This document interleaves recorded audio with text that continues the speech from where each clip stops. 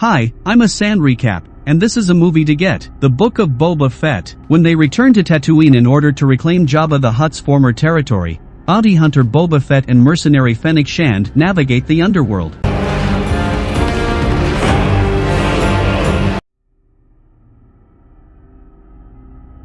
First chapter, open on Tatooine, with its twin suns rising over Jabba's palace outside of Mos Espa in a strange land. Through the dim corridors and past the empty throne, Boba Fett lies in a restoration chamber. In his dreams, he remembers Kamino's early years, Jango, his father's death, and his time in the Sarlacc's belly. He takes a few deep breaths after using his air tank to find a fallen Imperial Stormtrooper. After that, Fett uses his flamethrower and punches through the Sarlacc's stomach wall. The Jawas disarm Fett as he sleeps when a sandcrawler rolls up to him at night. He awakens, but he is too weak to prevent them from knocking him out cold. A group of Tusken raiders approaches Fett's body the following morning and ties him up before he wakes up. They secure him to the back of a banda and proceed in one direction, with Fett following behind. The chief watches as Fett awakens and is beaten by the Sand People. He wakes up again at night to find another character tied up and a fire burning near him. Fett tries to flee when he sees a sleeping massive guard. The creature approaches him and attacks, but Fett is able to kill it and cut himself free with its sharp teeth. A raider is easily defeated by Fett as he attacks Fett and cowers in fear as his weapon is taken. The creature wakes up and follows Fett as he runs. After taking a number of blows,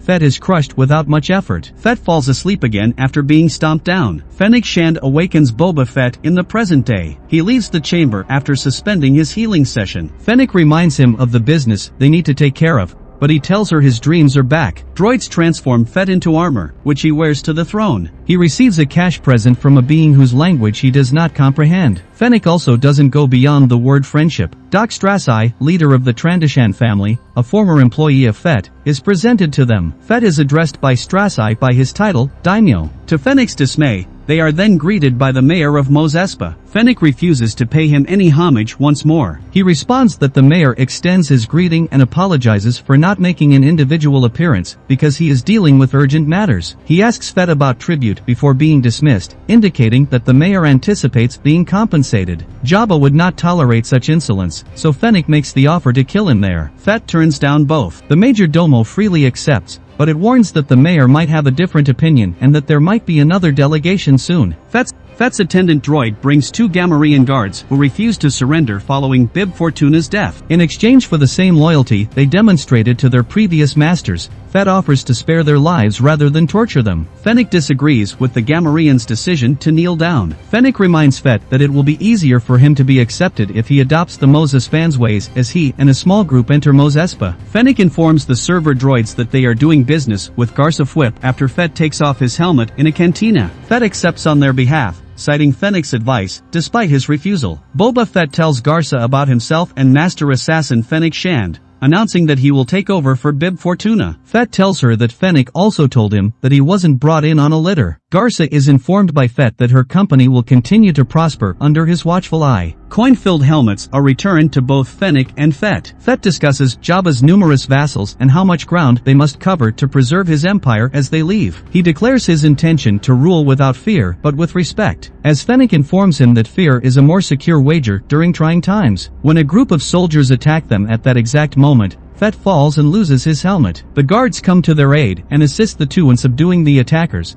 but a number of them run away. Under orders from Fett, Fennec pursues the last two to bring them back alive. She brings back the final one after killing one. The guards bring Fett back to his Bacta-pod, where the dream flashback continues. A Tusken child wakes Fett up and frees him from his position, prompting him to stand. He is chained to a Rodian prisoner by the ankle, and the Massive follows them as they travel through the desert. They approach a human gang that is robbing a moisture farm. The Rodian discovers a massive underground sand creature while he is sleeping, knocking the Massive off balance and injuring him. The Tusken saves Fett just as it is about to attack him. Finally, Fett manages to bind the creature to his ankle chain and choke it to death. The chief gives Fett a drink from his pod as the tribe converges around the youngster. Fett proudly consumes it, aware that the Tuskens have now accepted him. Second chapter, Fennec and her prisoner are walking toward the palace as the tribes of Tatooine open fire. Despite being threatened with beheading, he remains silent as Boba Fett questions him. In Huttese, the prisoner curses at Fett. He works for the Order of the Night Wind as an assassin. Although they are familiar with Fett and Fennec, 8D8 warns them that they have no fear of man. Instead, Fennec decides to feed him to the rage. The assassin's fear of the opening gate grows as Fett watches. When he finally speaks, he tells Fett that the mayor sent him. Fennec informs Fett that the cage is empty and suggests that they pay the mayor a visit. With the prisoner of the assassin, Fennec, Fett, and the Gamorrean guards return to Mos Espa. Fett delivers the assassin and addresses the mayor about his business. The mayor's major domo fires the receptionist after apologizing for not recognizing their litter-free arrival. They enter to speak with 𝐒𝐚𝐝𝐬𝐬, the Ithorian mayor of Mos Espa, despite his attempts to restrict their entry. Fett demands to know why the assassin claimed that the mayor sent him, as the mayor does not appear to recognize Fett. The mayor immediately orders his execution on the spot once he is determined to be an assassin for the Night Wind. After the assassin is killed, Fett and the crew are prepared. The mayor expresses his gratitude to Fett for surrendering the murderer, who is prohibited from operating outside of Hutt space. He tells the major domo to give Fett a reward. 𝐒𝐲𝐬𝐬 talks about Fett's new role as daimyo and reminds him that he didn't send the assassin. He informs Fett that family life is more difficult than bounty hunting. 𝐒𝐲𝐬𝐬 suggests that Fett investigate Garsa's sanctuary prior to their departure. The group meets with Garsa after returning to the cantina. She responds suspiciously to Fett's inquiry, and everyone, including her, is acting suspiciously. The twins have laid claim to their late cousin's bequest, she informs him. Although Fett is familiar with the twins, they are preoccupied with the debauchery of Hutt prevents them from pursuing any goals on Tatooine. There is a loud drumbeat in the distance. The crew exits the cantina after everyone stops moving. The twins, a pair of Hutts, arrive on a massive litter. They remind Fett that the palace and everything else that was Jabba's now belongs to them. Fett rejects the contract they have because he is Mos Espa's acknowledged daimyo and is not a party to it. They present a Wookiee gladiator to cast doubt on his status. They must return to Nal Hutta,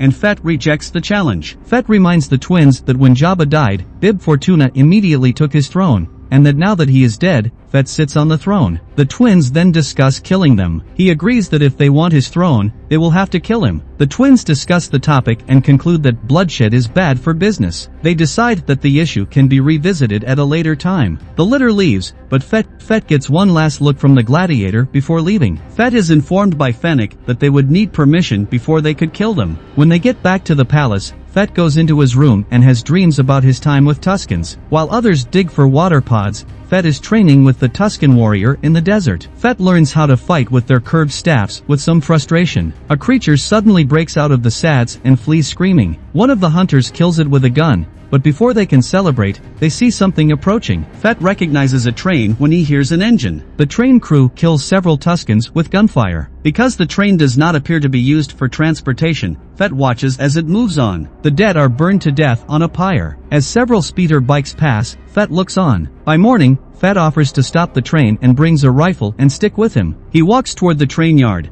where a group of people are enjoying their kills in a pub. Before taking a sip of his beverage, Fett enters the fight and immediately begins to fight each of the brawlers. Fett returns to the camp with several speeder bikes after eliminating all bikers. In order to halt the train, Fett promises to teach them how to ride bikes. They learn tactics from Fett, like how to jump from bike to bike. He shows the child how to use a mirror to alert them to the approaching train. Fett and the Tuskens get the bikes ready and practice fighting. Fett leads a group of 10 people on 5 bikes to the train after the child gives them a signal. As the train passes, marksmen settle in. The sniper manages to eliminate several train shooters from afar, though only one bike is damaged. 2 Tuskens make it safely onto the train, but Fett saves one more before joining him. Several shooters are killed as the 4 advance toward the front of the train. The final bicycle-riding Tusken crashes into the train's middle, between cars. The train's droid conductor increases its speed, but the last Tusken arrives to eliminate the last shooters. As the conductor struggles to maintain the train's speed, several passengers become lost as the train is pushed to its maximum speed. The conductor flees when Fett enters the front. When Fett finally manages to turn off the engine and slow the train down, it crashes into the sand. Fett demands to speak with their leader and imprisons the remaining survivors. Fett inquires whether they are transporting Sanzana spice from Kessel slave mines. They certainly are. The perception that Tuskens were barbaric raiders was the cause of the aggression, the leader explains. Fett declares that the Tusken have the right to the Dune Sea and that there will be no further transportation without a toll. The freighters' deaths will be multiplied by 10. They must return to their syndicate on those terms, according to Fett. In an act of civility,